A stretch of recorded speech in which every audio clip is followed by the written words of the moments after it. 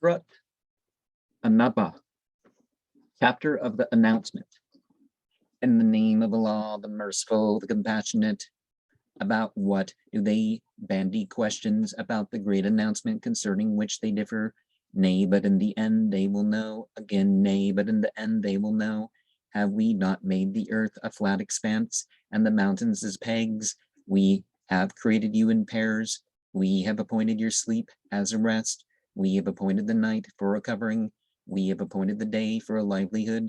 We have built above you 7 heavens firm, and we have set a lamp blazing. We have sent down from the rain clouds water in torrents, that we may bring forth thereby grain and vegetation, and guardians luxuriant. Verily, the day of distinction is a time appointed, the day when there will be a blast on the trumpet, and ye will come in crowds. The heaven will have opened and have become doors. The mountains will have been moved and become a mirage. For lo, Gehenna is become an ambush.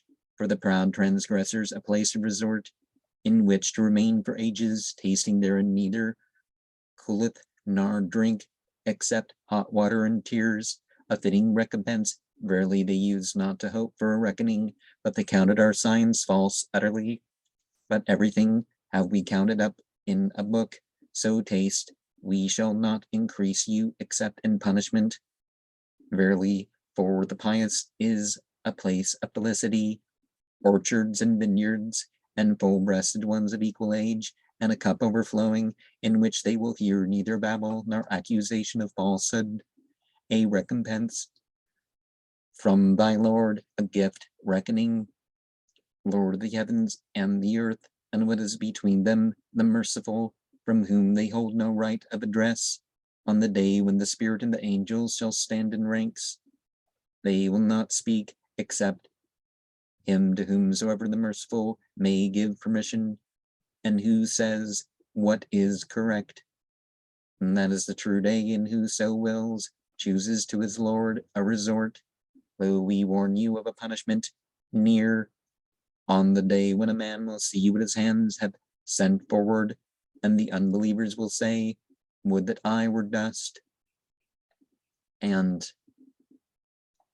some of the language is interesting in terms of the rewards of the hereafter, right? But the essential thing that we should remember is that we're not detaching from the physical reality when we engage in mythology. Mythology doesn't mean something's not true. It has meaning and purpose. And in that way, it differs from ideology, is that it employs the spiritual.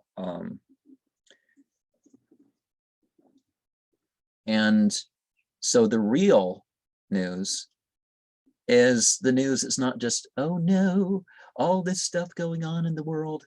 Well, what are you going to do about it? What are your beliefs? What are your actions? How's this going to transform or direct your afterlife?